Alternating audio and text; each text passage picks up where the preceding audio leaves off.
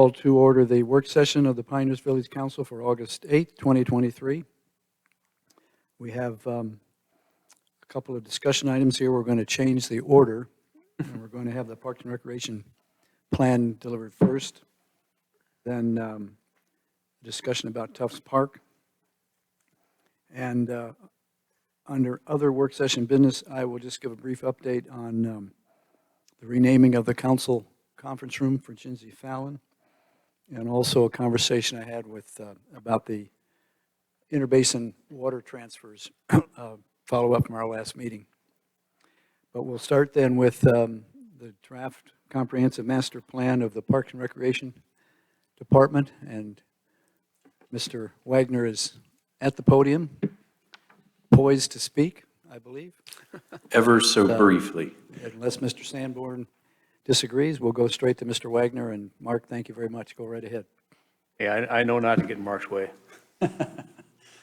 Well, thank you for letting us be here tonight to have Jennifer Beadle with McAdams Company give you a presentation on our Parks and Recreation Master Plan update. She has put together a presentation for you tonight, and then she and Parks and Recreation staff is here as well. If there's any questions that you have you would like us to address tonight, we'd be happy to do that. But essentially, we're looking for your feedback tonight on what you're getting ready to hear from Jennifer. Okay? Thank you. So, Jennifer, welcome. Jennifer, right? And keep the microphone close. If you'll push that button, see the push button right there, just hold that down for a second. It'll go all green, and then you'll be ready to go. Try to keep that close. That's Just a question as you start. As Mark said, you have a sort of plan presentation you're going to give to us. We've been looking through the large document that is the master plan recommendation, but you're going to speak in summary form, I think. Is that correct? Correct. And have a different presentation in front of us here. All right. Correct. And what I think, pending on subject matter, I think might be best to have the plan presented to us, the presentation, and then we'll come back with questions of Mark and Jennifer as we go along. Would that be all right? Can I just clarify something? You're not the consultant, or you are the consultant? I am. Yes. You are the consultant? Yes. That's what I wanted to know. Yeah. Okay. Yeah. Okay. So thanks very much. Go ahead. Thank you. So I do want to start out by saying thank you to the council and Mayor Strickland for all of your participation throughout the process. You all have been very supportive. You've come to all of our public events, and you took the time to sit down with me individually and provide me with your thoughts, opinions, and feedbacks about parks in Pinehurst. So tonight, I also did appreciate seeing you guys at the presentation of recommendations, and appreciated the feedback and insight that y'all were able to provide. It was super helpful. So tonight, after, like you said, having read through the plan, absorbed the material, had a chance to reflect on recommendations at last week's meeting, tonight, I just wanted to give a brief presentation and spend most of the time having feedback and questions from council. My goal with this presentation is to kind of circle back. It's been a few months since we've started this process, so just to refresh everyone's memory on the planning process and give an overview, very brief overview of some of our findings and an explanation of how we arrive at recommendations. So here, this slide in front of you explains our planning process. So starting from left to right, we start out with our research. We're engaging the community throughout the process.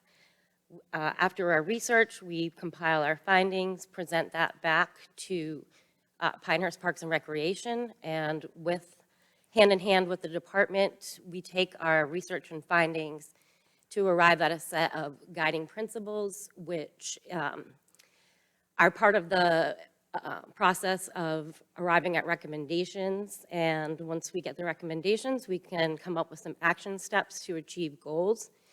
And that consists of the final plan, which is where we are, which is very exciting.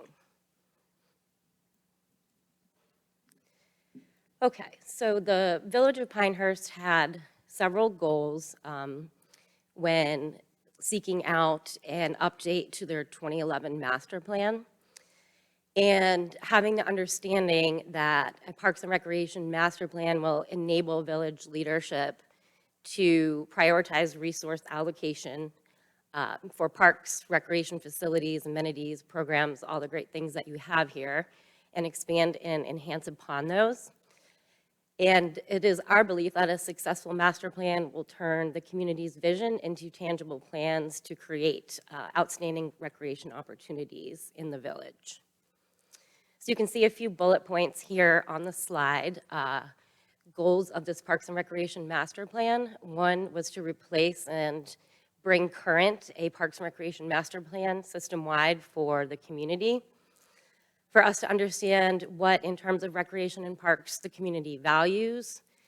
The plan will help to guide future parks and facility enhancements. It also will become a work plan for staff.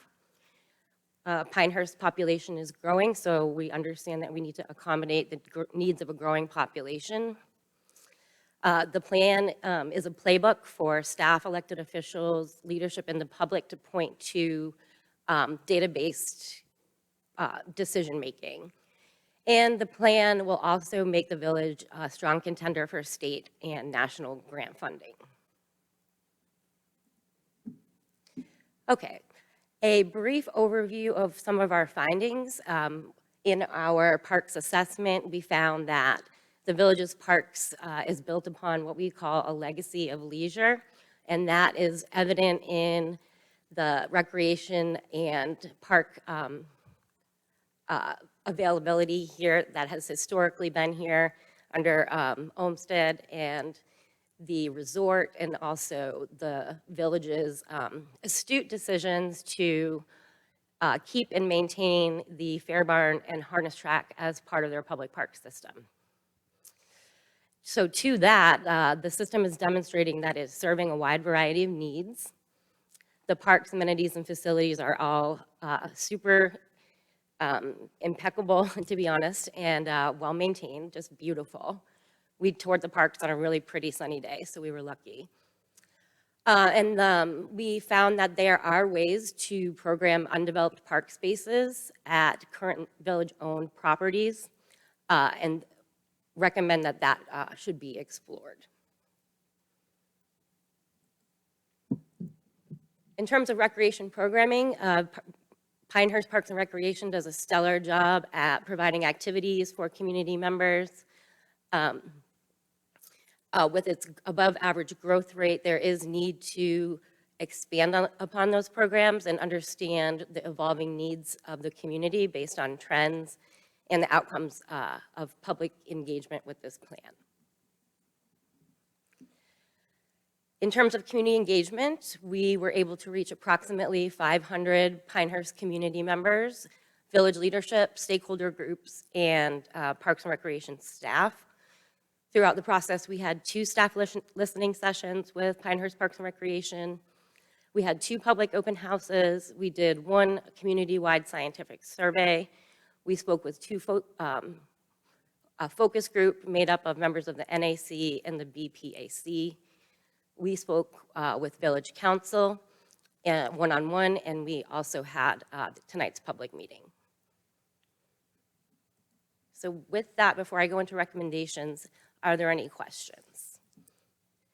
Jen, I had a question. The public engagement, how does the public engagement here compare with other communities? And then how did the public engagement on this project compare with previous projects in the Village of Pinehurst? I don't know if you know the answer to that, but do you know how our public engagement and public input compared to other communities that you've worked with? Sure. This public engagement process was very successful. We had a lot of people turn out to in-person meetings. We had over 140 people come, in person to those meetings.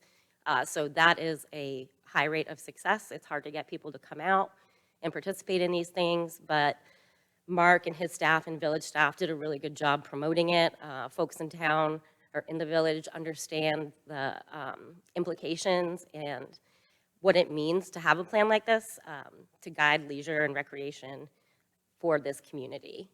And in terms of other Pinehurst or planning efforts, I'm not 100% sure on that. Well, with respect to this, would it be fair to say then that it exceeded your expectations as a consultant? Yes. Mark, how did public input on this one compare with bike and pedestrian, or can you say how the public participation compared to other plans that we've done?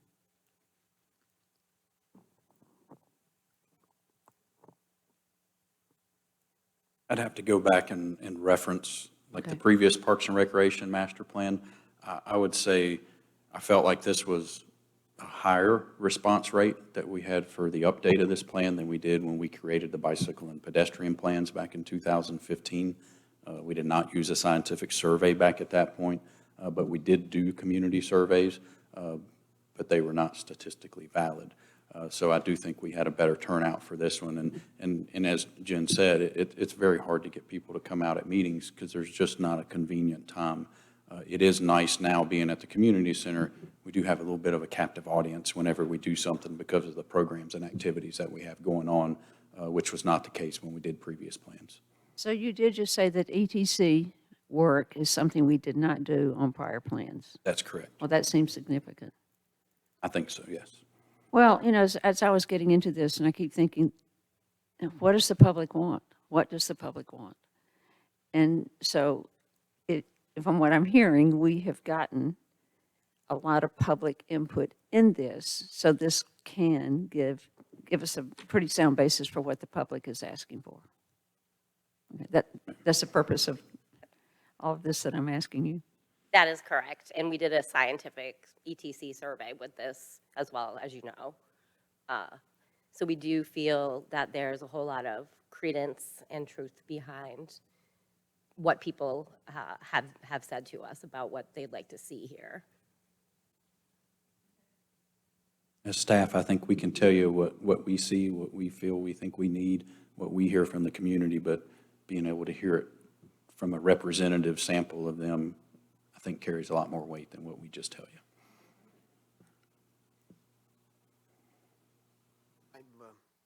My turn? Sure. Okay.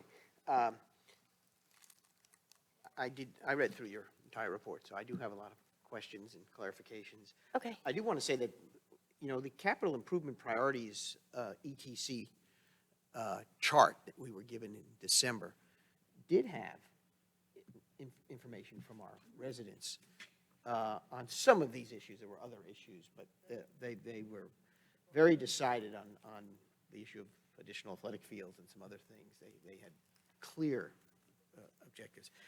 But let me run through a lot of questions. I'll try to do this as quickly as I Sure, can. take your time. And Jan, what was the question I always get asked by a particular constituent, what was the cost of this study? Of the Parks and Recreation Plan, Yeah, for your product. 54,000. Okay, thanks. Sounds okay. Now, on the major findings page, I'm on page 5. I'm going to go right through it. Yes, the most respondents indicated they had participated in programs, special events offered by the Village of Pinehurst in the last year. So 95% of those participants rated the program events as either good or excellent. So that's a rating of the 56 that participated in the last year, right? That doesn't take into effect the 44% that didn't participate. To my knowledge, my understanding, that would be correct. Okay. I'm just, again, I'm trying to educate myself. Now, what does dovetail well with the ETC Capital Improvement Priorities Plan is the page 7, the most important facility amenity to households. Literally the least important is the same as the lowest priority, which is outdoor athletic fields. Correct. So and I've noticed that in your study, that is sort of consistently at the bottom in the fjord. Of the public Of survey. the public, right. And on the top priorities, it seems that greenway trails and dog parks are very popular. All right, I'm Correct. trying to make sure I got the flavor of this. One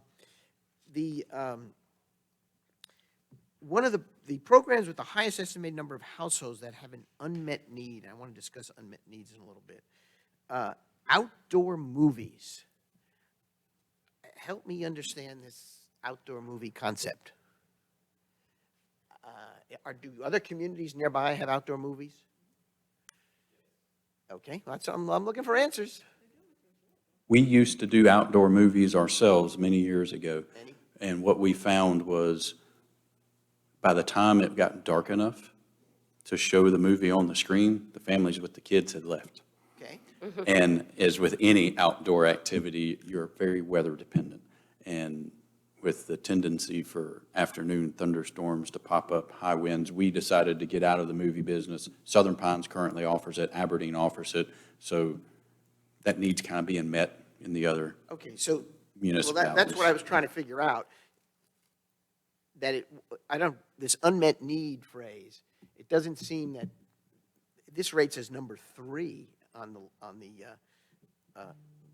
list of unmet needs. I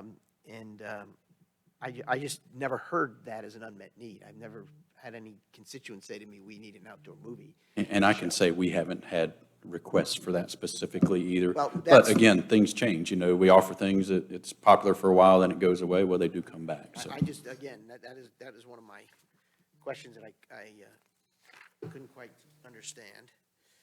I am marching right through here. I am on the page 16, the pie chart on last 12 months, how many members of your household have participated in any programs or special events offered by the Village of Pinehurst? 56% did, 44% did not.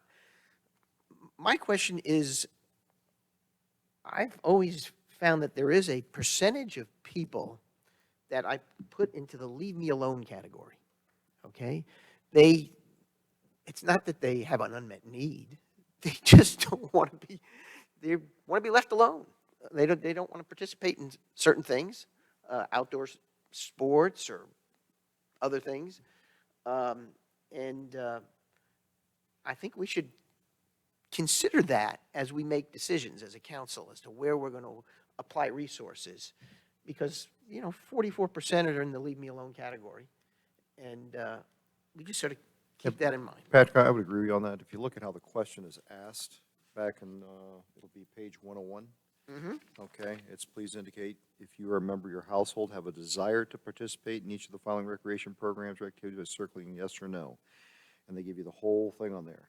Well, if you were to have me do that, I'd probably circle an outdoor movie. That sounds like fun. Outdoor concert, maybe so. Yeah. And so the way it's phrased, I think doesn't necessarily give you a unmet need. I think it's different. I think it's, hey, you want to participate? Yeah, maybe it's not a need, though. Okay, on the page 16, the desire word is not there, but I do, actually, I agree with you. the way- Do you have a desire? No, that's what I'm saying. I agree with you from the start. I don't think it is, it's listed as unmet need. Yeah. And there's a difference between a need and a want, Yes. okay? Yes. Do you want, Okay. if you say, hey, let's go see an outdoor movie, that sounds kind of fun. But Right. I'd probably circle it, saying yes, maybe versus doing archery, okay? No offense to any archers out there, okay? But I didn't get to archery yet, but it's on my list, okay? All right. Barriers to Parks and Recreation Department programs, facilities use. Now,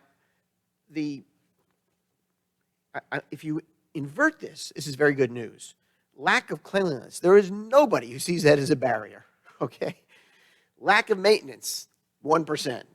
Safety at facilities, 1%. In other words, all what I would call the sort of meat and potatoes of what a community hopes to find when they go out in their neighborhood or community and participate, we do really well in. the three where we, that come up with the most amount of barriers to parks and recreation are lack of information, don't know what is offered, not enough time, too busy, and not interested in what is provided. Now, I suggest to you that all three of those are not something that we should be particularly worried about. I think we do a very good job publicizing all we offer. We publish these books. We're all over our website. Matter of fact, we have so much interest, we have a lot of people coming from other communities to participate in our parks and recreation programs.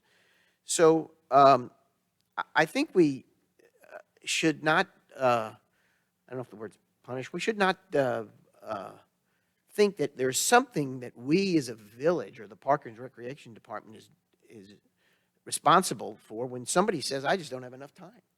That's the leave me alone category of people and how they exist. So again, it's a factor for us to think about as we go forward. My next one. Yeah, well, okay, Dr. Morgan mentioned it. The how well households' need for facility or amenity is being met. Now, 64% of the respondents said that an archery range is not being met. Now, we shouldn't take that, I think, to believe that there is this huge amount of our residents who want to be William Tell and are running around here saying, where's an archery field? Where's a bullseye I can shoot at? And so again, I found a lot of this was somewhat confirming some thoughts I had, but and in the same breath, again, we see that the needs are being met on the splash pad and the outdoor water feature. And Mr. Prezell, I'll jump in just real quick on archery. We do have an archery range. It's temporarily set up at West Pinehurst Park. We have a very popular program. So How many participants do we get in that program? Nicole, roughly 20 per session, 40 per session. Yeah, So- do we have a lot of sessions? Is this a It's usually about a 6-week time frame for a class, and then we have multiple sessions during the year. So it has proven to be very popular. William Tell is out there. If you look at question number 9, it asks which 4 of the programs, activities listed are most important to your household, which I think goes to what you're saying. You have an inventory before, and they may not know that there's an archery range, okay? And William Tell may be out there. But the number of people that circled archery was a total of 4 Right. at 1.2%. So, Well, they must be some sharpshooters if they're out there and practicing a lot. Again, I'm on page 23. Once again, Greenway Trails is at the top and outdoor athletic fields is at the bottom. Okay, now I've gone on to the plan plus the community chapter. Pat, let me ask a question here. You've asked us Q&A here on what you already had presented, but you have other things. This is just the first part, right? Correct. So Are you I'm gonna go wondering, through this? If you're going to go through it, then I'll wait till you go through it. Oh, no, I'm not going through it in the Suggested levels. she's going to move on to recommendations, Right. right? now, I think it's important, and Jeff and Pat, we've all asked a few questions here about what some of the data mean and unmet needs and all that can be defined. So those are things we'll want to understand and question over time, but I think it's important that we hear the 2 or 3 section report you have, and then we can. I'm come willing back. to hear more from Jim, and then I can return to this. I think that would be helpful. I But- spent a lot of time on this one. But that's what you've helped set the stage here for some of the data issues or wording issues we'll want to talk about further, I think. Go right ahead. Thank you. And I appreciate that you've spent a lot of time with it. Okay, so the front end of this presentation discussed the purpose, the goals, the findings. So with that, with all of that information and of course, community engagement, we have what we call a recommendations framework where we understand at this point the community's needs. We've developed a set of guiding principles. And then with that, we are able to pinpoint goals and action items for the village to consider over the 10-year planning horizon. So this might provide a little bit of clarification as far as the scientific survey findings. So we had a total of 336 participants that accomplished ETC's goal for response rates to be able to attest with 95% confidence that the survey is statistically valid. So what ETC does, and I'm sure that you may be familiar with this because ETC has done a lot of work for other plans here. What they do is like what Mr. Pizzella was just referring to is they look at that unmet need perception and they put it side by side with the perception of importance of a particular facility or program. They do their math, and that's what they call the priority investment rating. And with to that end, you see this list of park amenities and facilities that are identified as either high priority, medium priority, or lower priority. And so the math, any facility or program that has a priority investment rating of over 100 is considered a high priority for investment because there's consistent demand for or perception of need and importance of these particular items. So you can see that the top like the items that are in tan are facilities and amenities that the community has identified as important and their needs are not being met. I can pause there if you want to ask more survey questions. I think that chart is somewhere in this material. It is. Yeah, Yep. I recognize it. So Jen, is it possible you do all your public input, all the different forms, and also you do ETC? You would like for those two to be consistent. That's But- correct. But what if they're not consistent? Or in this case, were all your forms of public input and ETC, were they consistent or were there some areas where maybe you had to go, we got to reconcile this? I mean, if we haven't done ETC before and all of a sudden we've done it, how does that impact all of the public input? And I feel I'm asking the same question several different ways. And I understand what you're asking. In my experience, I have not encountered any wild inconsistencies in between the scientific survey response and, any other community engagement exercise feedback. So in this case, we did identify consistencies throughout each exercise. So just for example, Greenway Trails were the most high demand recreational amenity throughout all forms of community engagement that we did. Okay. And that makes sense because greenways have a low barrier to entry as far as participation. They accomplish and serve many leisure needs. People experience parks and recreation differently, and greenways can typically capture the most basic recreational need, which is getting outdoors, staying fit, walking, spending time with your friends, and things of that nature. So if that makes sense, on my next slide I have input or results from our community meetings. So we asked the community what they value, and here are the top three in order: health and wellness, people and community, and environment and nature. And I'm not making any presumptions, but to what I had just said about Greenway Trails, that the Greenway Trails are aligned, as a recreational amenity, are aligned with that value. There are others, but again, Greenway Trails were noted as the most in demand among our public input open house participants, identified paved walking trails as their most in-demand amenity, and that was at 27%. So pickleball wasn't too far behind. We had a lot of people come out, though. You have to understand that sometimes participation isn't equally weighted.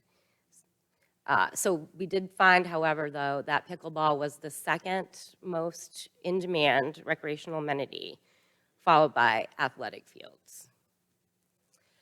And in terms of recreation programs, folks told us that they like Cannon Park Community Center. They would like to see more activities indoors.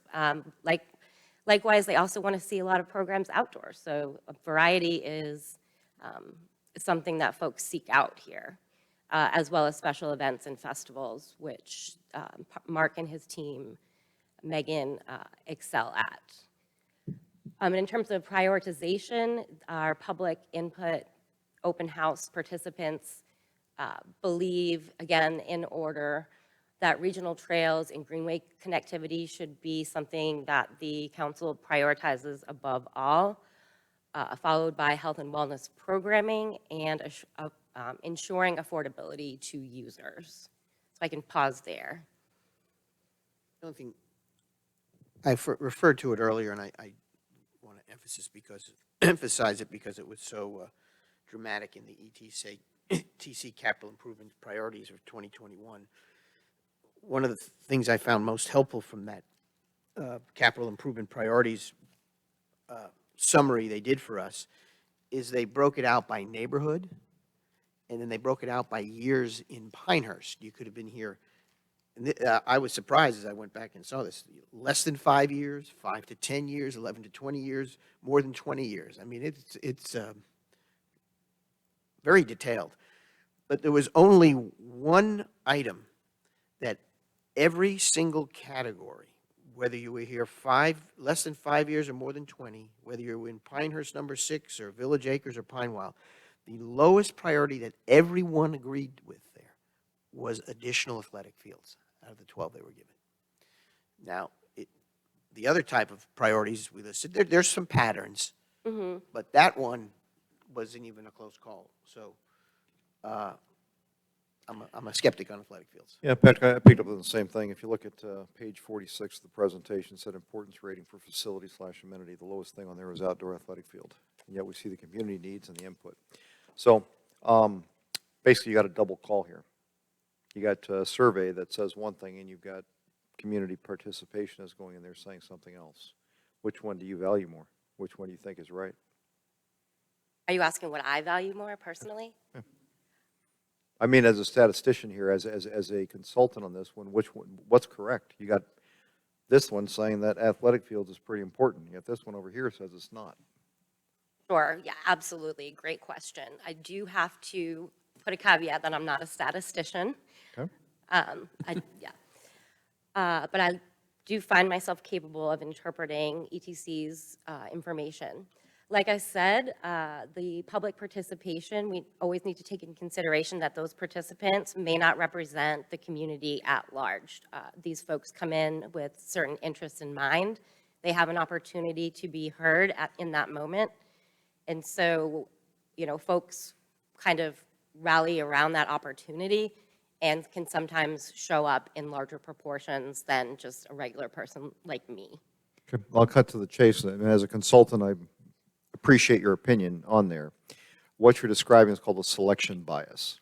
Okay? So you end up having the people you are polling have a bias automatically because they're the ones who are showing up. That's correct. Okay? Versus a survey, which sent it randomly out to people, you eliminate the selection bias. Oh, correct. So going down this route, I concur with Mr. Pizzella that athletic fields, as I'm looking at this, are probably for the overall community a low priority. And if you look at later on in your presentation, well, it's probably might not be in your presentation, but you talk about the participation rates that we have in different facilities we already have.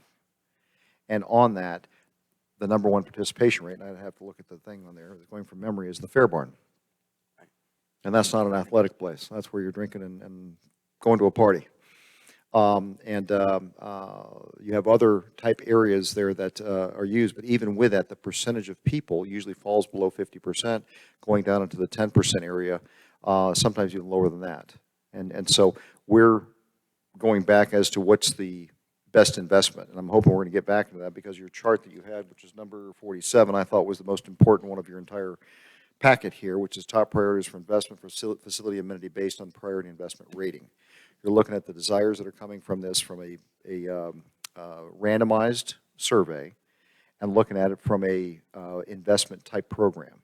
And that is what I thought we're going to go into here, more so. So I'll shut up now. And I think that slide's probably going to be coming up in your next section, but I'm not sure, Jennifer. I do not have slides for each recommendation. Right. Right, well, but I think you already actually hit it. Just- You had it prior, excuse me. You didn't phrase it the same way, the title wasn't the same way, but what it is your high priority investments. You had 5 different things: greenway trails, dog park, multipurpose pavilion, natural surface trails, and trailheads. And I think that was, and I don't have your presentation in front of me, I do have the overall survey that was, with the product that was put together, that's what I'm going off of. But that was exactly with a different title, let's say 4 slides prior to this, 5 slides prior. I can go back some slides if I, I don't need to go back to it. I'm comfortable. I'm just, if you understand what I'm saying here. I'm not sure I understand. Okay. Right now, the most important thing I've seen so far in the presentation is talking about the priorities of investment for facilities amenity-based on the ratings there. Basically looking at the survey, saying this is what's desired, Correct. and this is what's appropriate for funding as we look at this and combine that together. And you came up with 5 different things on there: for green trailways, dog park, multipurpose pavilion, natural surface trails, and trailheads. That's the top 5. Then you have medium priority, it goes to a driving range, arts and crafts studio. I'm following. I have the list right in front of me too. Okay, so Yep. so you see what I'm saying now? Yep. Okay. Yep. Now, that is what I've seen so far as being a very impactful statement from the survey you're presenting here. I agree. Okay, and when you talked before about the information that was given based on the folks who showed up, while I appreciate their input, it contradicts some of the other stuff we're talking about right here, just like Mr. Pizzella talked about. That's correct. Okay. You mean folks' interest in athletic Yes, fields. and so as I'm trying to digest this whole thing, I'm putting more value on that chart you put in there before versus building more athletic fields. That's correct. Okay.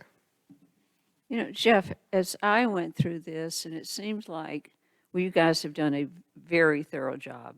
Thank you. And I feel like we're giving our park and rec staff and our staff in general a very large toolbox to decide how the village's money should be spent on park and recreation programs. And we will see this in our retreat. And whoever's on council then will have the benefit of an updated park and rec master plan as that council decides how we want to go forward with this. Do you understand what I'm saying, Joe? I mean, as you look at this, there's so much information that was pulled together here for our staff to use in making recommendations to council as to how our money should be spent, which programs and how much. And I don't understand, I cannot possibly fully understand the job you do. And by the way, you know, it's been suggested that this should have been done in-house. I don't believe we have staff to do what y'all did. But I realize we have to extract from this the most usable information we can in deciding how we're going to spend our public money on parks and recreation going forward. Agreed. No, I concur. I think it's a lot of great information. I look forward to seeing the rest of your presentation. Sure, of course. So I can kind of piggyback on what members of council have been discussing in terms of how do we decide? Like, it's not, I wouldn't want to be in your seats necessarily because it's very hard to make these decisions. To that end, we look at all of our research and all of our findings and work with Mark and his team to also understand what the community values. So recommendations are tied to those values as well. With this plan, with everything that we had captured, we've landed on 6 guiding principles. Health and well-being was was expressed very much throughout this entire process by the public and by stakeholders.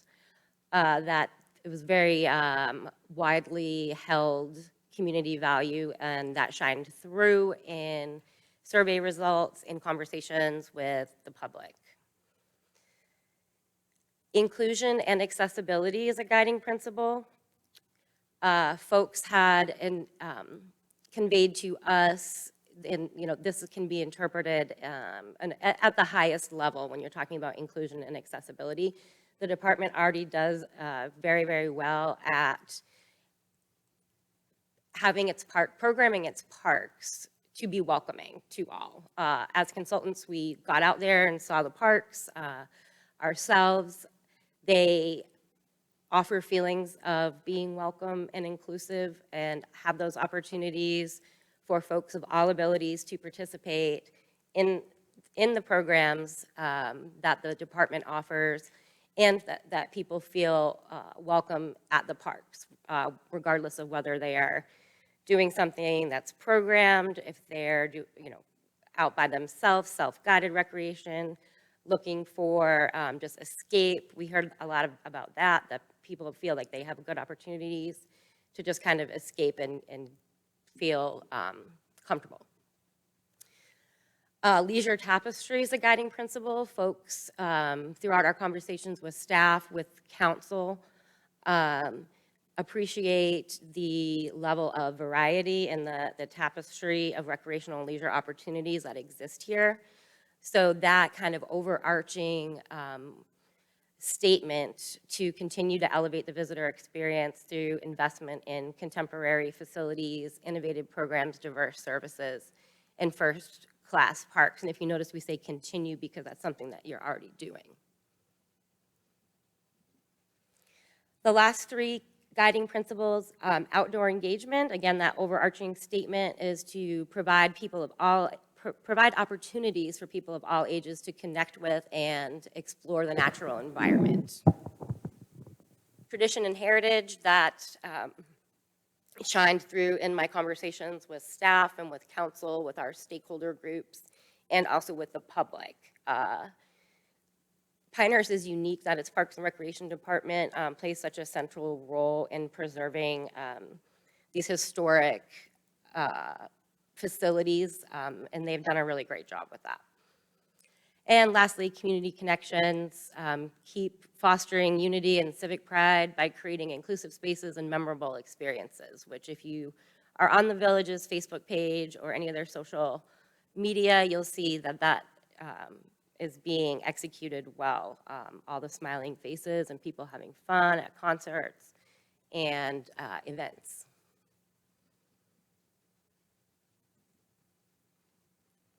So this is a high-level overview of where the Village's parks are located geographically.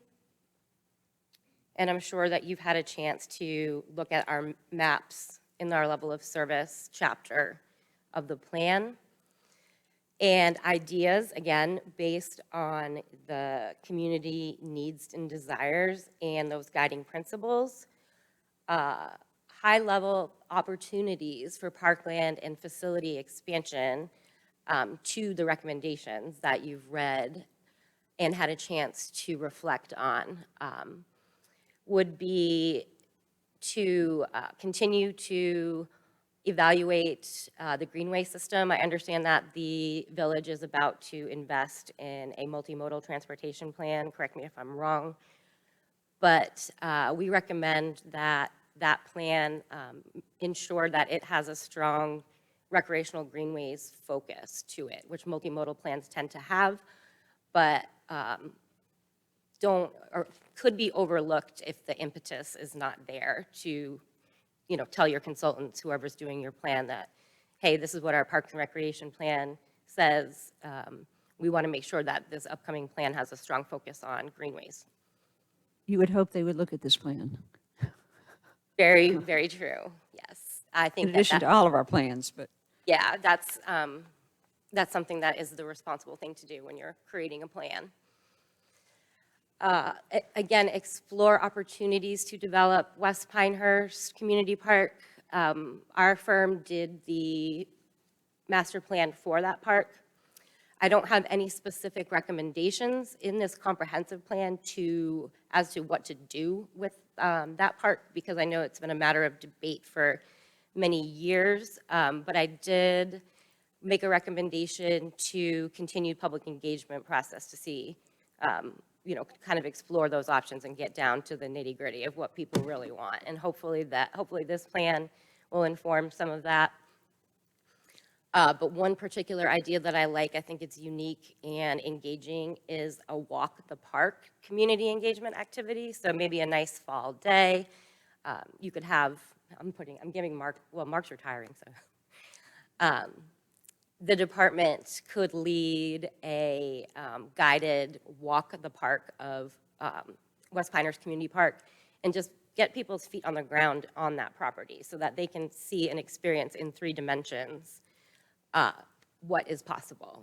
That seems to be a popular exercise in the consulting world these days and has produced useful outcomes in many communities. Pickleball, expand pickleball. According to Mark and conversations that we've had, there's opportunity to put another court in the current facility, the gym, and there is opportunity to look at some undeveloped property at Wicker Park for additional pickleball courts. I understand in conversations with Mark that there are plans to expand the community center, and I think that throughout all of our conversations with the community, statistically valid survey results pointed to a need to expand that facility. That, I don't that's think we new have to any plans us. to expand the community Expanding the center. community center. Okay. Come on up, Mark. Mark's got big plans. I do have big plans. There are no current plans to expand the facility, but the community center was designed to be expanded when the need arises. Okay. I've misspoke. Yes, off the backside, there would be a second gymnasium, and there's opportunities for additional classroom space that would expand out into that area behind the community center, behind Field 2. Or you could put indoor pickleball courts back there. We already have 2. We could add more if we had another gym, correct?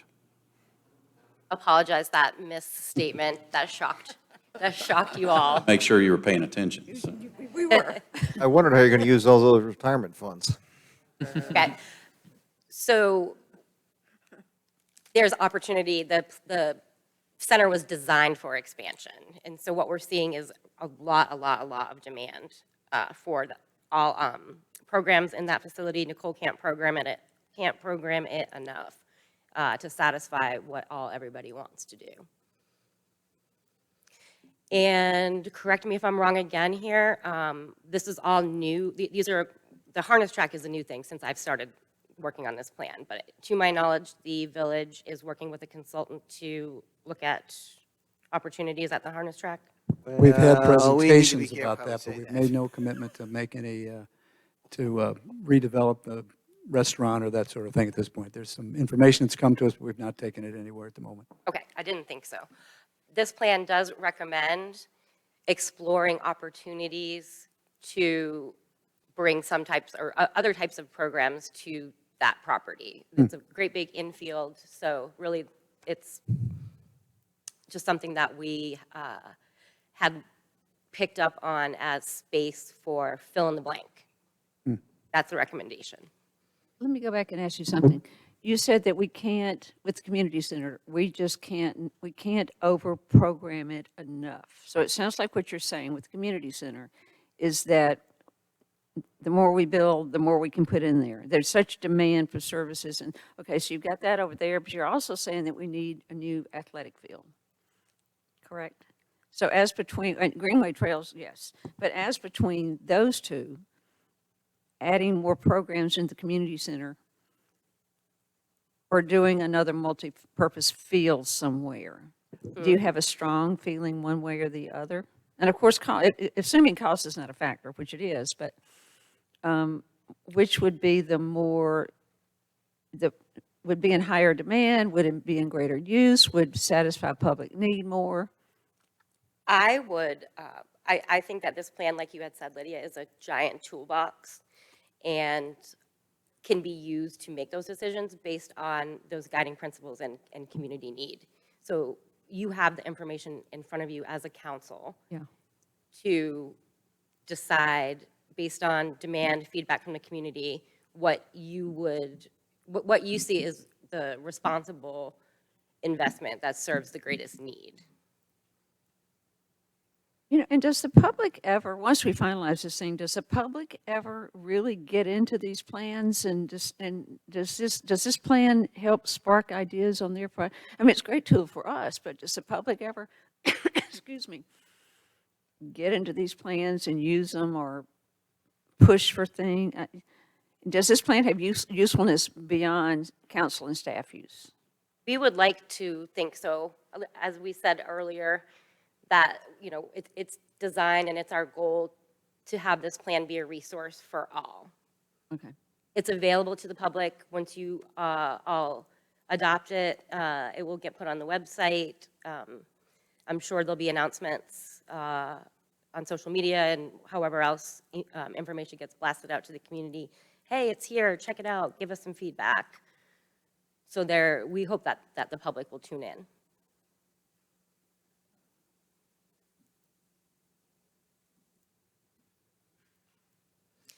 In terms of programming, again, aligned with those community values and those guiding principles, recommending that the department continue to focus on opportunities to provide health and wellness. Again, that will go to expanding the community center, building athletic fields, taking the information that y'all are now armed with to make those decisions that best serve the greatest need. Community connections, that was, again, just to remind, a guiding principle and a strongly held community value. Keep providing opportunities and expand on opportunities to bring people together and continue and expand on opportunities to create outdoor programs and environmental education programs for the Pinehurst community. And now you say, we have this, how do we put it into practice?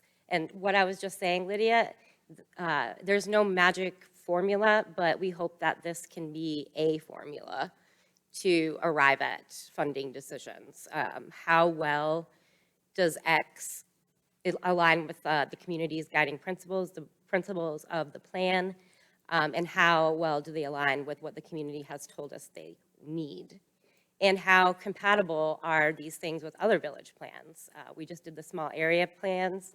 We did Envision the Village 3 years ago. Gosh, maybe longer, time's flying. And those are what we like to refer to as your prioritization criteria. So something that you can point back to every time a decision is made. I'm through with my content, so I'm happy to take questions and feedback. One thing. How many more slides are there in this? There's no Okay. more. Could you arrange for Mark for us to get copies of the slides that you've presented to us tonight? Of It's a helpful course. summary of the 297 pages Of in the course. report. So that'd be helpful in giving some direction on that. I also have another PowerPoint that I shared with Mark that I can give you. That's a broader, or it's like a more expansive summary of the 292 pages. Okay. So I'm happy to share all of that. Great, great. I'm sure we all have some, questions here.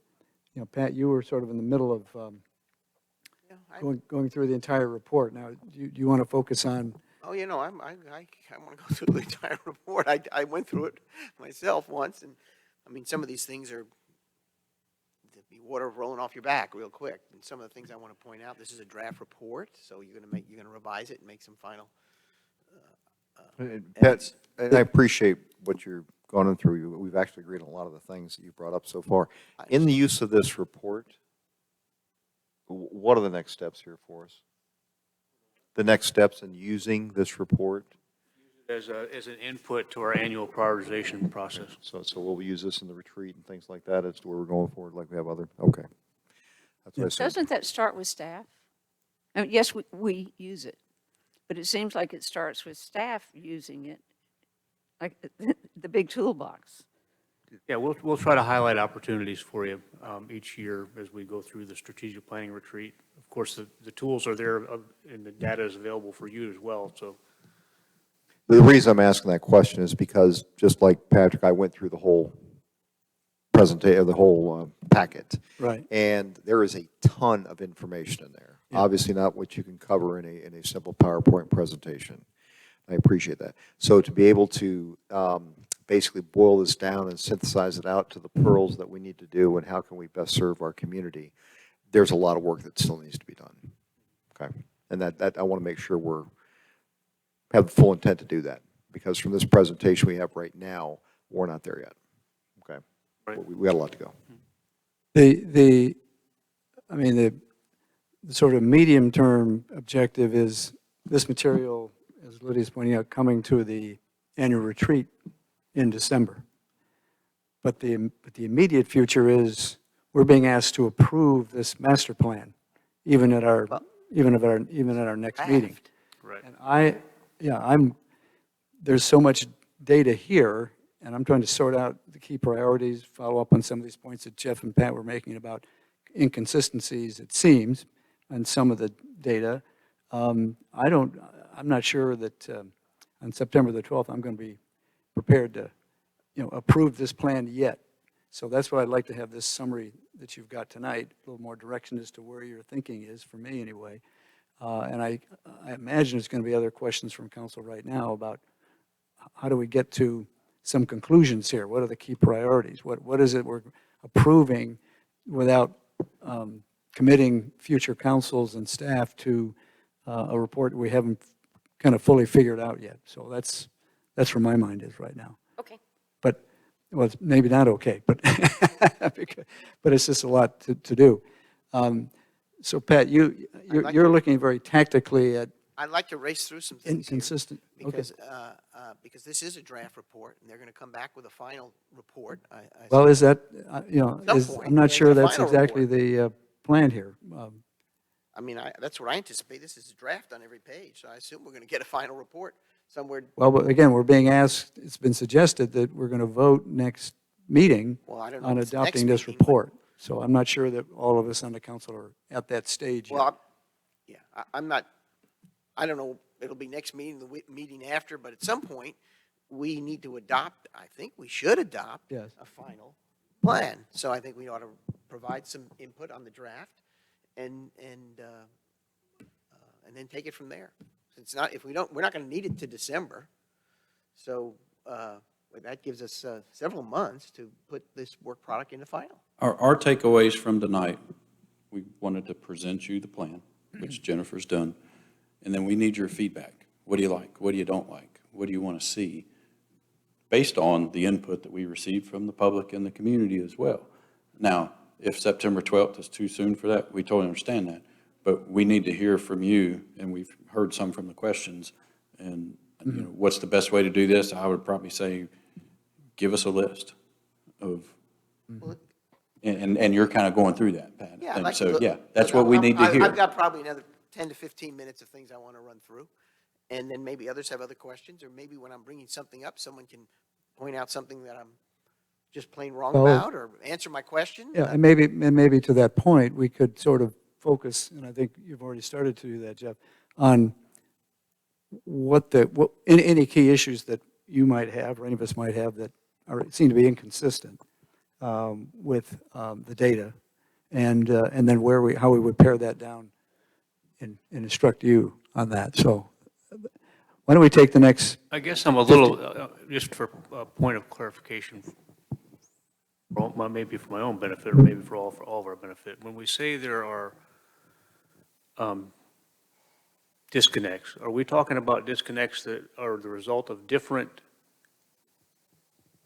information gathering methodologies, or disconnects logically in the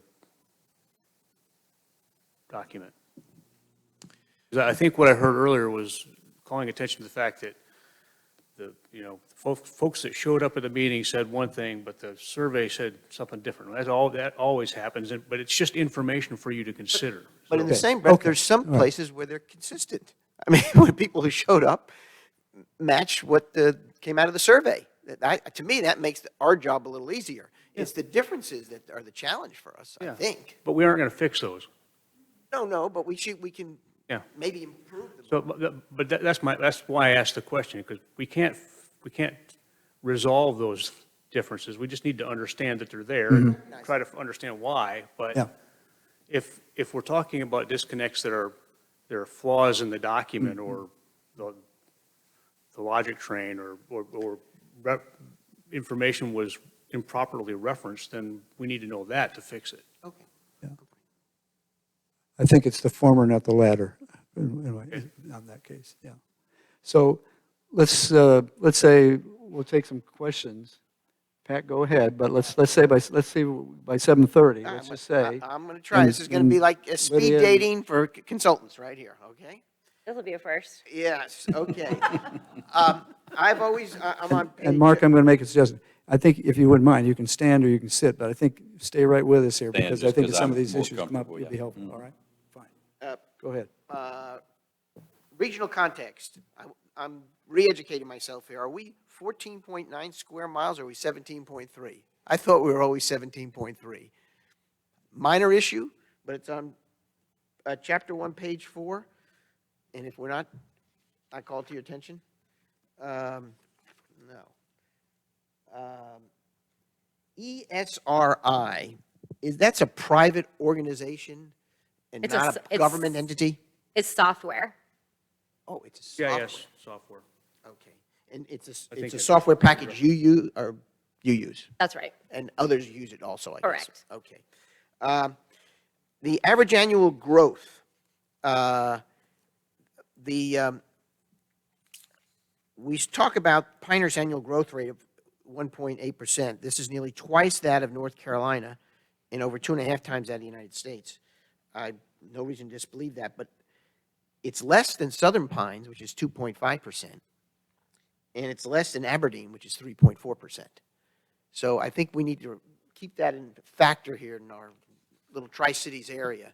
They are moving way past us on the growth rate right now. I did find noteworthy the population projections you were using there seem to be the most realistic I've seen in any study and so forth, that our population is being predicted at 21,900 in 2032. And I know, I just, again, was a very different number, somewhat. Age segment. This one threw me for a loop. The median age in 2021 in the village of Pinehurst was 44.9 years. Every study I've seen about the median age has our median age at 60.3. So that's on page 1 of 10. 44.9, I do not believe that is an accurate number. As a matter of fact, what I find interesting statistically is that in the 10-year period from 2013 to 2021, our median age went from 60.6 to 60.3. I got that out of the book that Brooke gives us at the end of the data at the end of the year that she provides us at the demographic data in her annual wrap-up. I found that an amazing number that our median age has moved 0.3 months in 10 years, which is sort of contrary to conventional wisdom. I also found, again, I just talk about these out loud because some of them just catch me off guard statistically. Currently, 19.6% of households in Pinehurst would be classified as low income based on the Pew Research metric. Now, I took that as a high number of low income. Again, maybe I'm a little skeptical of that. I don't, but I just ask you to double check that. Patrick, on the thing for the median age, Yeah. okay? Are you referencing the 60-year-old as the mean or the median? It says medium. I know, so the median age on there is, it's statistically, it's the midpoint of Right, the ages. midpoint. It's not the average. No, I know it's not the average, but for it not to have moved The in most represented. 10 years, I would have thought it would have moved more downward. Okay. I bet, this is my, It probably doesn't make a whole lot of difference in our whole thing here, but. No, but it's- Effectively, I'm just going to statistically, what you're talking about is, that's the midpoint That's the midpoint. versus the mean, which is the average. average, right, no, that Okay. was not an average Because I can see number. the average being 60, No, but I would have trouble seeing the median being 60. yeah, and it's in some of that old material we got. Okay, tapestry. You broke the tapestry into 5 categories, which I found useful: silver and gold and Middleburg. In Pinehurst, it said 82.3% is silver and gold, whereas this segment is small, comprising less than 1% of all U.S. households. So we are really at the other end as a community. So again, it's just one of those things, is how does that factor into our recreation needs? On the, nothing there. Oh, you answered that. I have a bit of a problem on page 1 of 18, which talks about committing to diversity, equity, and inclusion. It talks about normalizing conversations about race is the only way to develop effective strategies for racial equity. I don't understand why we are into that in a Parks and Recreation Master Plan. I'm not comfortable with us going into these sort of social area statements that would have no bearing on how I would feel about, expanding the community center or building a pool or anything about that. So I would very much consider that be reviewed and possibly struck. I promised I'd race through this. I found your chart on chapter 2, page 3, that you call inventory. Very helpful and useful. It's the first time I ever saw that in a snapshot on one page. Thank you.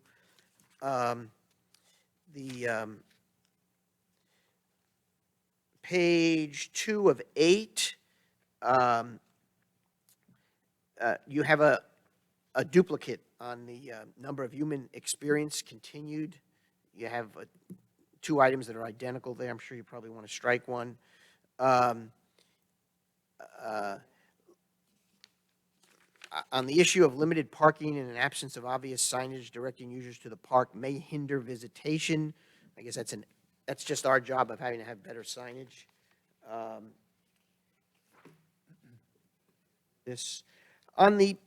Let me go back to the Pinehurst harness track. The things that are not mentioned there, where the harness track is constrained and additional recreational amenities, and thus there are limited reasons for general public to visit the site. We have a lot of other programs that go on there. The July 4th fireworks, the Moore County Kennel Club, the pole lacrosse effort. I don't know if we're shortchanging ourselves and not putting those in this report. Otherwise, it's a great write-up on the park.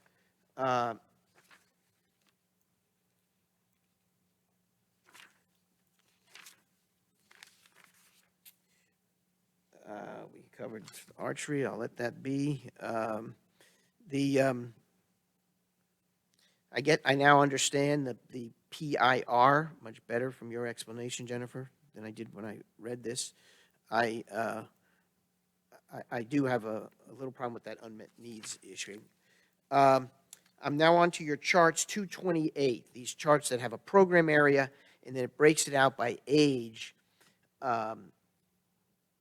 And you'll put an X mark, like you have Flutter by Festival, and you got X's in preschool and elementary, and then none through seniors and adults.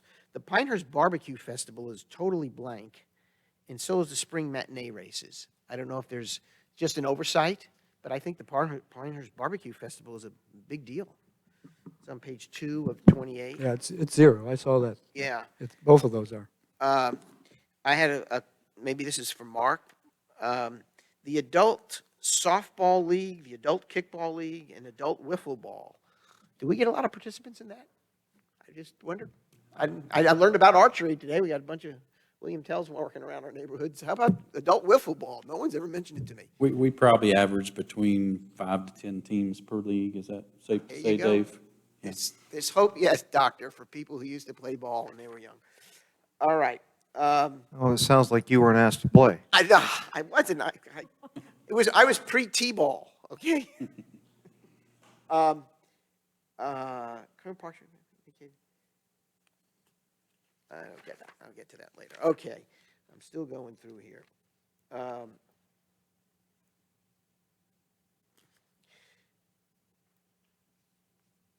I think I don't have that number in front of me. I meant to bring it with me. I think our Parks and Jeff, you may know this. Our Parks and Recreation Department does pretty well regarding funding versus our other municipal departments. I always thought of it as a,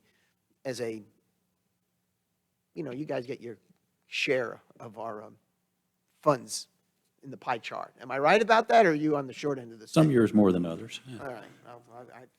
I teed it up for you easy, but you whiffed at it. The issue of access, and I'm on page 2 of 37, access to parks,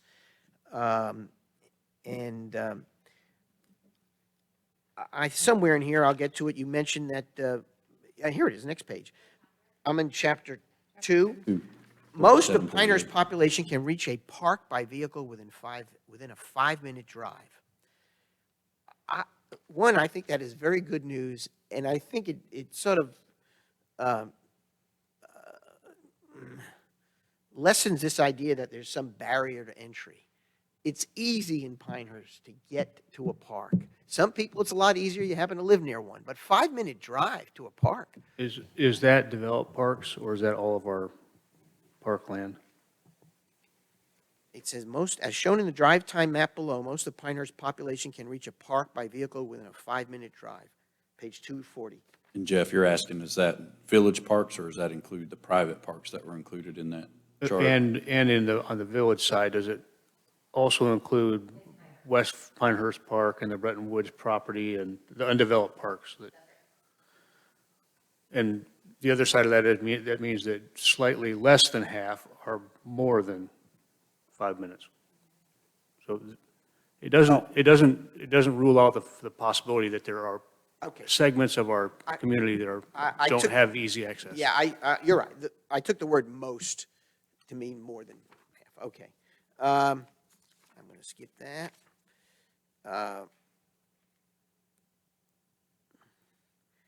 Help me understand social vulnerability.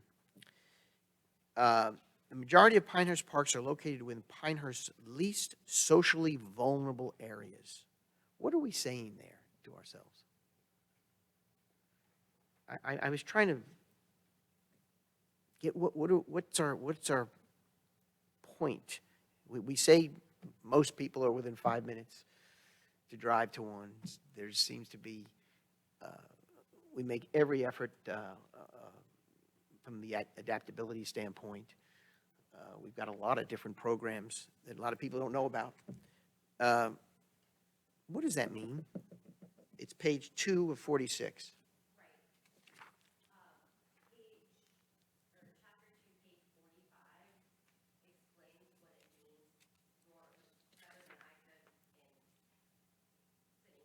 All right. I read it. It sounded a little too esoteric for me. I'll let that be. I'm fine with this. I'm on 3-4. Well, you still got, that goes back to the athletic fields. It's top 5 amenities in demand. But we've already sort of covered that. Pickleball was at the list on one of the council member days. I'll tell you, the dog park thing really threw me. I don't know about you guys. I mean, I see loads of people out walking their dog all the time, and I'm just Mar- wondering how many. Mark Wagner, how many years have I been asking for a dog park on behalf of my friends who asked you to ask for a dog park? Probably 5, for- 6, 7? I was going to say 15, but somewhere in between there, probably, yeah, so. And Mark, why haven't you listened to Lydia all these 5 or 15 years? I've got to get council to approve the budget Kept request. telling me to wait until we did the update to the master plan. How much is a dog park? I mean, okay. And as part of West Pinehurst, Okay. the master plan for that, that does contain a dog park. Okay. A big and, a large and a small dog park, so. We can do that this year if you'd like. I Probably assume need you to mean a discuss. park for big dogs, another park for small dogs. That's correct. That's right. Not a big one and a small one. That's right. I discussed earlier this idea of people who say they're too busy, they don't have enough time. You know, that's their right. Let me back up a second. The social vulnerability pages, if this is a plan for 10 years, it seems to me that you guys have pulled together every possible factor that might be relevant over a 10-year horizon. And also, and staff may in the next year or so say, well, you know, that's not really important to us right now, but in a 10-year plan, it might be important 8 years from now. So I see things in here that I go, I'm not sure it's there, but it might be relevant 5 or 6 years from now, knowing that this is a 10-year plan. Chapter 3, page 21, I want to compliment you on the selection of those 2 pictures. I think I look pretty good in them. I mean, in all honesty, I don't know how you picked them. Good pictures. Good pictures. We'll have that fixed, Patrick. Okay. I'm sure that'll be edited out. Photoshop in the That future. green is that- pen day? Okay. Hold on. I'm almost gotten done these. No, I went Greenway connectivity. Oh, no, I'm racing through. Why did we call it an outdoor aquatics facility rather than a pool? I mean, I'm just, Because it's outdoor, not indoor, I guess. I just raised that on page 34, is actually the ETC Institute, but that's the type of stuff that, you know, makes people a little, call it a pool. That's a pool. There was a lady in the paper who was complaining about we didn't have a pool in the plan. And we used to. I assume there's an insurance reason for that, but I will There are. defer. I'm almost done. Oh, there's the dog park again. On page 4, at the village, the last chapter, village council member for a day. The money, that was when you took money, I went to that also, you took money and you put it in the pot there. And I guess to me, it was sort of interesting, some of it was reflective, it matched up to the other choices, so there was consistency there. Anyway, that was an interesting one. No, pickleball again. All right, I've given you my 2 cents, literally, and I met the watch. I know that. I appreciate the thoroughness about this because I learned a lot. Obviously, I pointed out some things that I have some hesitation about, and I look forward to the revision. Thank you. Patrick, you like pickleball? Have you played pickleball? No, but I did take a introduction to pickleball course Okay. at the community center. All right. Okay. Fastest growing sport in America. I'd like to go back to one of the pages that Patrick just referenced, and it's number 4 at the end there. Looks like that. And it's the cost on things. It's At in the the very last back. last section. It's page number 4, which of course is really about Funny. 270 or something. But yeah, it's looks like that right there. Okay. Yeah, Basically, it explains the cost of a variety of things, and I referenced before the chart that gave your investment ones of the recommendations you had. Greenway Trails was the top of the recommendations, and according to this cost thing, it's $1 million per mile. Mike Apke, how much does it cost to have a hardball 2-lane road for a mile? Wait, Doctor, wait a minute. Let me find that again, because I thought. $1 million for a mile of Greenway. That just seems about off the reservations to me. I didn't read it that way. Is that what? The way I'm looking at it, it says $1 million in slash mile. That I means thought that was $1 how million much money per people. mile I thought that was how much money people. I don't put know in what the- it is, but it's more than $1 million a mile. for a greenway? No, for a new road. Okay. More than $1 million a mile for a new road, yeah, yeah, Not to resurface a road, but right. yeah. We're not spending that much on our extensions now of our walking paths.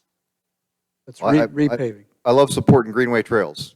And I see it as the number one thing, the number one activity we have in our community is walking. Yeah. Followed by hiking. And a lot of times it's walking with dogs.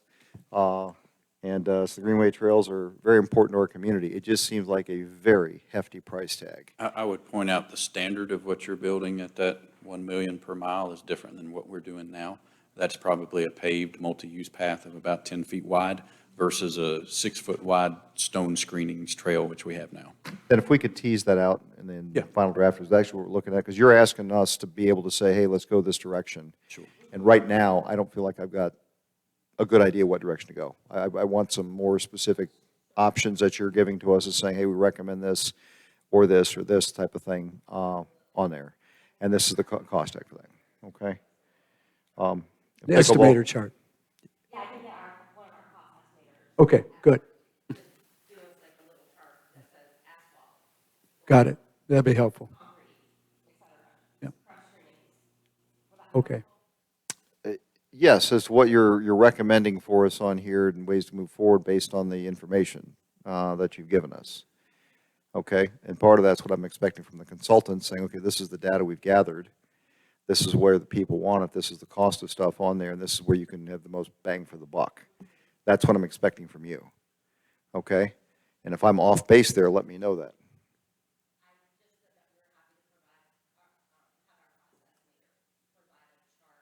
Good. For different options. Yeah. Okay. Yeah. And then for me to be able to give you a direction in which we want to go, I want to make sure we have options on there. So yes, I think we're saying the same thing. I appreciate it. Yeah.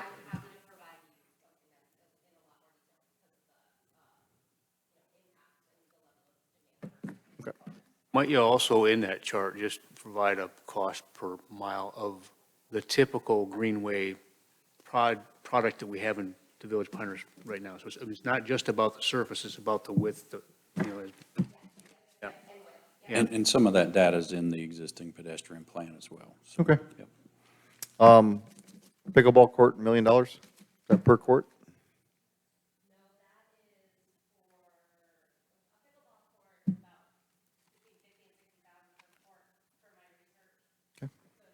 Doc, I think that is how much money people put towards that.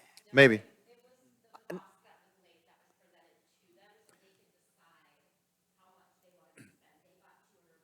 Right. Okay, so basically, when it says $1 million, it's not per court. What it's saying is that they had $200,000, and our community folks decided that the total of $200,000 went into, or $1 million went into that.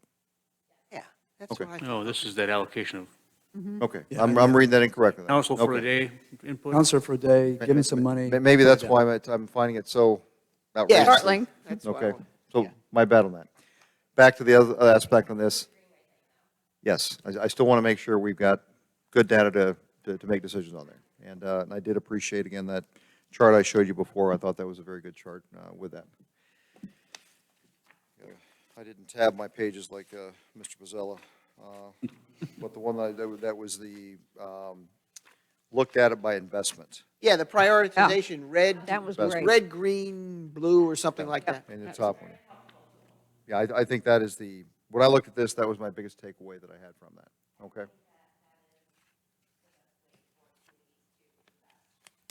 That's fine. Okay.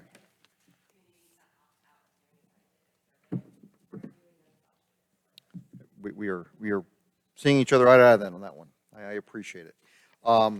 That's all I have at this point in time. Thank you. Lydia, do you have any other questions you'd like to ask about? I had some minor changes that I gave to Jen and Mark earlier. Okay. Like take the A out of Olmsted. Say again? Take the A out of Olmsted. Yeah, okay, okay. There's some more substantial, but they're not controversial changes. The duplication that you found, Pat. There are a series of typos in there. Just- Okay, so, yeah, I think our comments have been about a lot of different issues. I'm not sure how clear we can be about any changes we want to see in this report. Do you feel that you've got an inkling here of some of the things we're concerned about? I think there was concern about the social commentary. I don't know, we haven't reached a consensus on that, but I think there's a question about that, let alone some of the other ways of prioritizing and making decisions and the cost of some of this stuff. So I'm not quite sure if we're given enough direction on this to come back in September with an updated report. Yeah, I was just wondering, maybe you can tell us what you need from them. I think that above all, to focus on the recommendations and the time, because we don't want to put stuff in front of the public that says council approved a Parks and Recreation master plan, and Well, no, that's a very important example, yeah. Right. Right. This, and, outdoor aquatics facility yeah, in the next 1 to 3 years. right. I will, I swear, no matter how many times, and countless people have read this thing and there's still typos. But we will address those, those are something that the council should not focus on. I believe that y'all need to focus on, again, if you see weird stuff in the data, like you did with the age, I need to look at that. And just focus on the recommendations, please. Anything that you feel is out of step with what you want to invest in. If you think that I'm recommending things happen in too short of a time frame, like in that plan, it recommends that you expand the community center within the next 5 to 7 years. So I am open to all the pushback in the world on the recommendations. Because you're going to be, as an elected body, y'all are going to be adopting a plan that the public is going to see and say, hey, Yeah. Mr. Mayor, a plan that says we're building a aquatic facility in the next CIP. And where is it? Yeah. Yeah, so, And keep in mind too, you're adopting a plan, but you're not giving us dollars to do And I'm anything just as part of wondering, this. is there any way to soften the language, just to, you don't want to say in a perfect world you can do this, but make it look make it look like this is out there, but there are other interests in the village, or just something, Like Yeah, the well- word consider? yeah. That's the word I was thinking But too. something so it looks like, yeah, this is an ideal, but it's competing for the dollars, and I'm just trying to find a way to soften the language that accompanies Why these don't you- recommendations. What if you entitled it recommendations for consideration? Yeah. Okay, rather, recommendations is a strong word, Yeah. and, you know, public can react to that as opposed to recommendations for consideration. Yeah, 'Cause maybe that does it. people can have, Be a catch-all way to do that, yeah. I concur with that. A good idea. yeah, because our planning and budgeting process is going to affect this just like it affects everything else, so. And, yeah. So you'd recommend we focus on section 4, using all the data of the previous 3 sections. Don't worry about the typos and things, I agree. But focus on that section and recommendations and how to, And yeah. And this, due out for you guys, for us, for you. Tomorrow morning, we'll discuss what we think is the best methodology for you to get that information to us so that we can consolidate it and try to make sense of it and pass it along. your senior staff just heard that, so they're already working on it, Jeff. Okay. Anything else from council for Mark and our consultant here? Jennifer? Mark? Jeff? Okay. We're making some steps. Headed towards the finish line at some point. Thank you for your time tonight. I think as I recall, you have always been among the consultant representatives here from McAdam. You've always been the one that's here. Of 2 or 3, you're always the one, I think. Yeah, that's important. We appreciate. We do too. We stay a lot of time here. No, thanks very much. We appreciate your dedication to you. this, and we'll look forward to continuing this dialogue and process to conclusion. Thank you. And Mark, thank you too with Nicole and David over here. All right. We have one other item to discuss in the work session. I think we can deal with that reasonably fast. Maybe Mark is going to comment on that as well. You going to get your other papers for the Tufts Park plan? Mr. Batten's going to do that.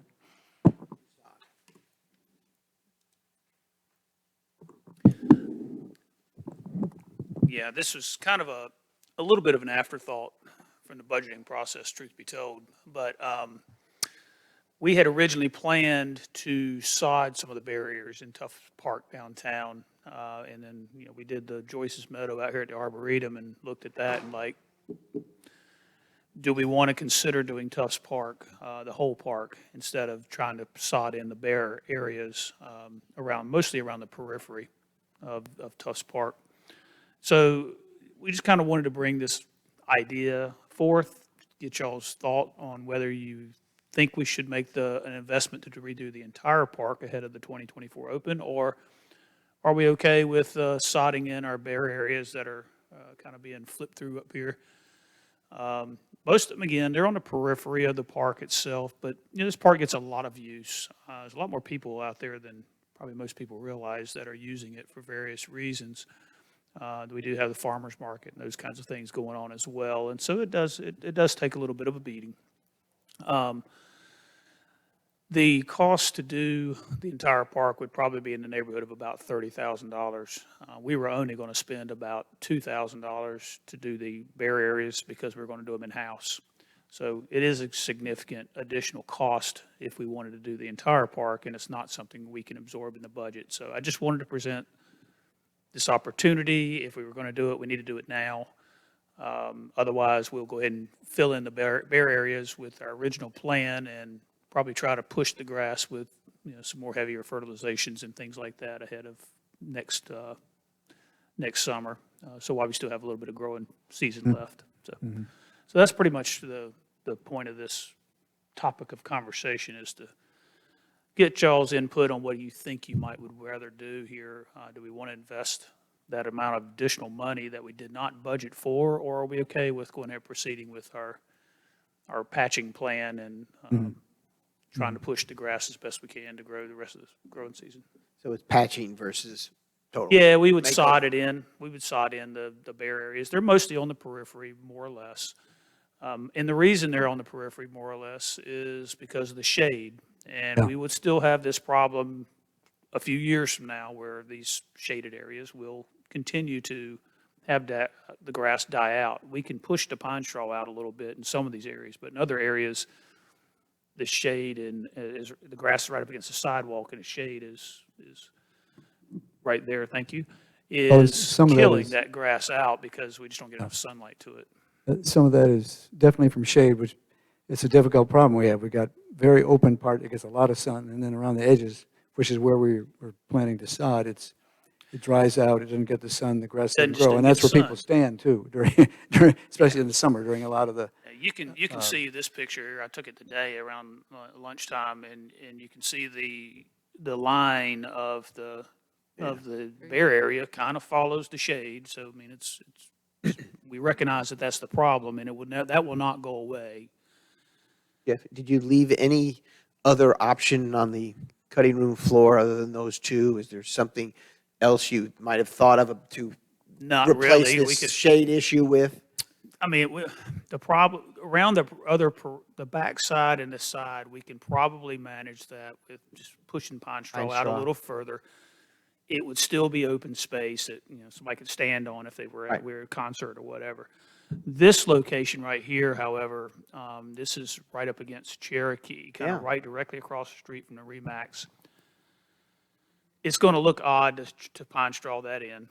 It's just not going to quite fit. Right. And we can't really and don't want to, add azaleas or something under there with pine straw around it, because part of what we want to maintain is that vista, that Yeah. view shed into the park.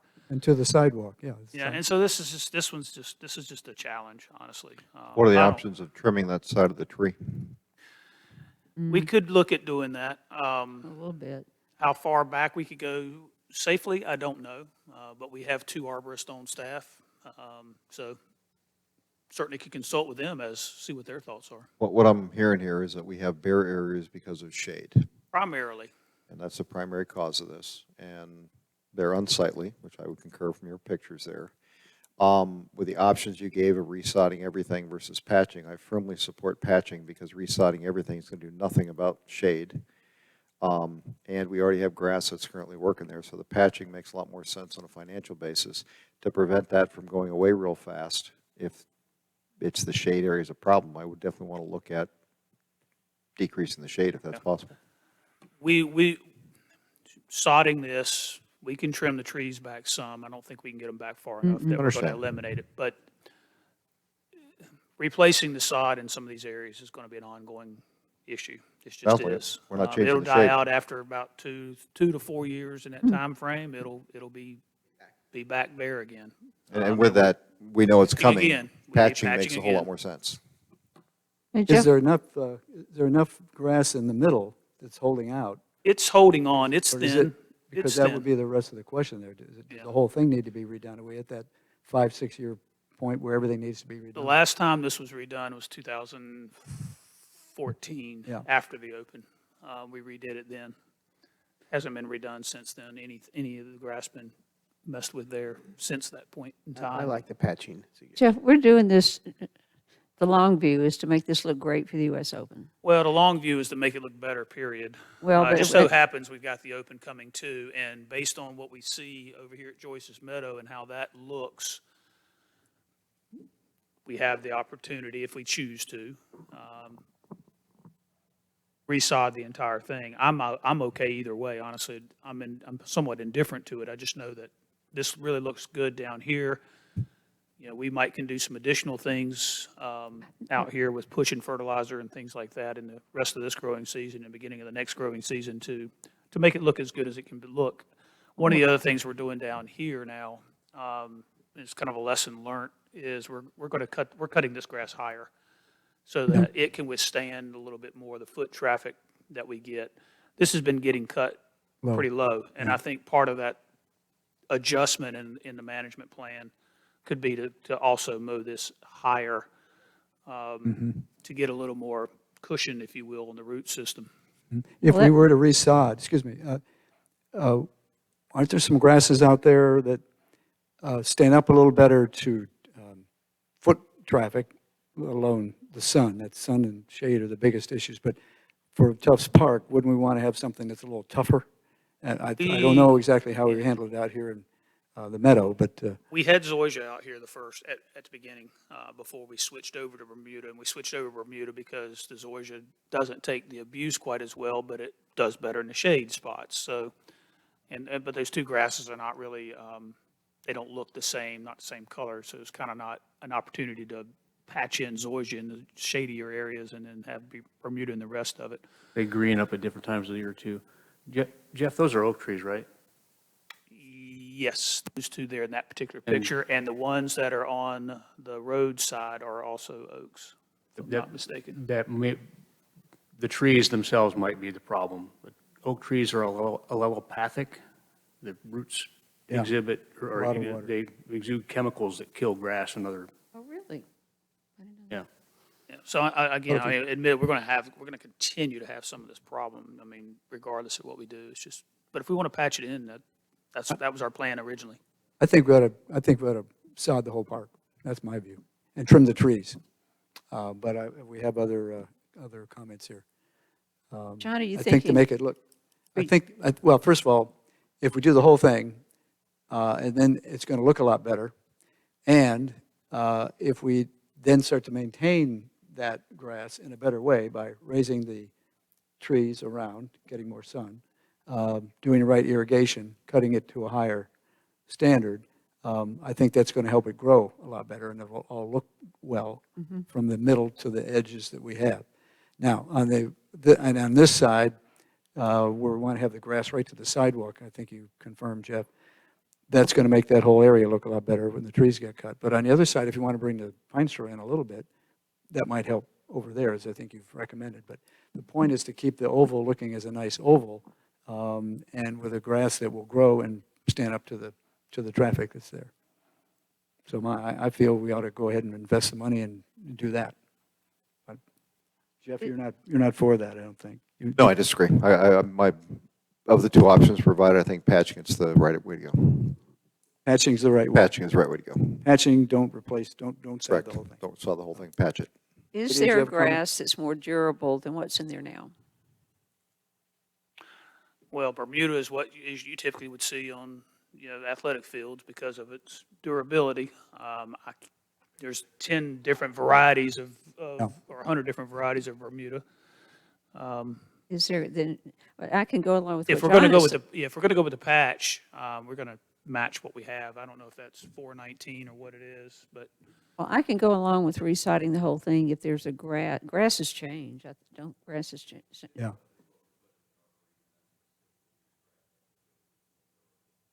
So there is a more durable grass than what's there now. It would be what we just I'm not planted. sure what this particular variety of Bermuda is. I don't know if I So if we patch it, think it's 419. if we patch it, back at that point in Jeff, what time. you're saying is if we patch it, we're going to patch with the same grass that's on the center and growing part of the.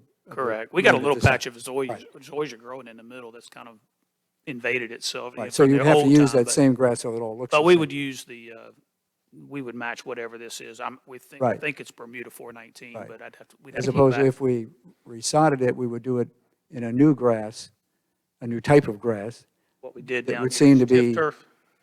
that, similar to the meadow, maybe exactly. It's same. That would stand up better through cutting, irrigation, raising the trees, all that sort of thing too. The tree shade thing is still going to be a problem regardless of what we use.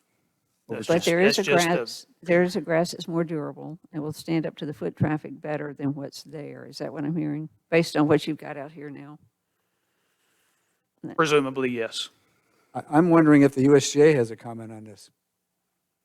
If the USGA would offer some suggestions. Agronomy, we could certainly ask them. Is there, do we have That any, this is what, the agronomy section is what's moving here to Pinehurst. Yeah, And exactly. this is right up their alley. They might have some thoughts about that. I seriously, you might want to ask. consult with them. I didn't think to ask them, so. All When right. do you Wait. need to know by? do we have any synthetic turf left over? Just a little bit. Just trying to find a solution. You need a decision by when? All right. Wait, Uh, I wonder if this is time sensitive. It's time sensitive from the standpoint, You're losing growing season. I'm You losing wanna get growing this season. That's why it's established for kind of next trying year. to, yeah, I mean, Oh. we would try to get this installed, by the 15th or so of September at the latest. And that's even pushing it a little bit, but And can foot traffic, okay, let's say you saw the whole thing. Can it withstand foot traffic right away or does it need to? now we would rope it off for a while. The farmer's market's aware of that. They end on October 1st, and I talked to them about it specifically and whether we could slide them a little bit into the pine straw areas in the back, and they thought that would be fine, wouldn't affect them any, but we would rope this off and keep people off of it probably for at least a month. Oh, and when's Holly Arts Festival? 23rd, 24th, third Saturday in October. So we'd be right up against that once we would open it back up by about that time. I mean, sorry, for which, that's the, Holly Arts and Crafts, she was in at, September, yeah. I thought you said, in October. October, yeah. Holly Arts and Crafts, it's the Yeah. third Saturday in October, whatever that day So if we is. resod the whole thing with a better grass, we still have to keep people off of it for a month. Yes. well, I, Patch it in and see how it goes. are the supplies available of either the patching grass or the new grass from the meadow? Yeah, I think so. We're getting to the end of where their capacity or their inventory of grass, so to speak, may be getting thin. I've heard, We had to get this from a different location than we originally planned to get it.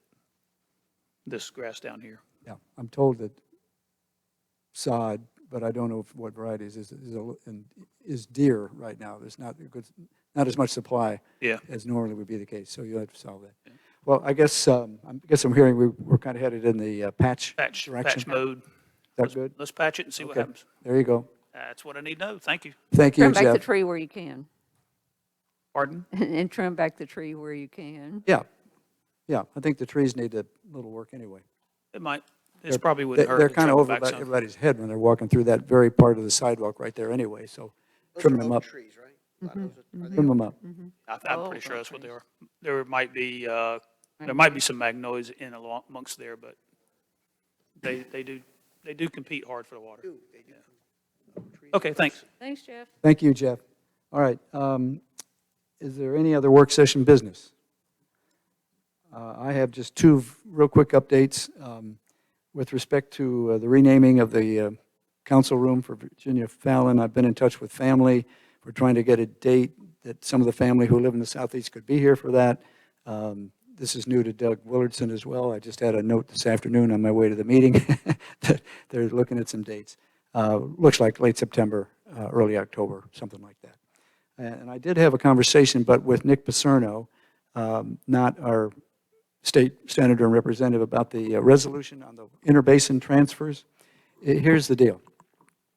The county passed the resolution, as we may remember, and then a couple days later, the bill passed, but it didn't have the interbasin transfer guidelines in it. So what Nick and the commissioners would like us to do, and they're talking to other communities that use the water system, more utilities, is if we would send a resolution of some sort to our elected officials, stating that we would hope at some point, because they're going to continue to work on this, and Tom McGinnis and Neil Jackson are for inclusion of the intertransfer idea, if we would just send a note to them, encouraging them to continue to pursue the idea of allowing these interbasin transfers. Now, we may or may not want to do that. I think in the end, we were generally of the mind that the interbasin transfer idea was in our long-term interest, but there were some issues, I think, Jeff, that you may have pointed out that didn't support that. I don't recall on that, whether you were, No, like I said, I'm not an expert on the subject, but Right. To me, it didn't seem like Moore County or Pinehurst had anything to lose by increasing those. right. That's exactly, right. Okay. And we So- realized the state statute had already been passed, and so why were we doing the resolution? But now it sounds like. Well, it's because Tom and Neil, according to Nick Pacerno, are continuing to work on this. Yes. And even if it doesn't happen this session, it can happen next year. This is a long-term solution to the water anyway, so that's it. So So they'd be receptive to the message as well. they would be receptive to the message, yeah. So I would recommend we ask staff to prepare a resolution to that effect, and we can see that at our next meeting or whenever you have it. Would that work? Yeah. Is there any other community that so far has sent a resolution forward that we know of?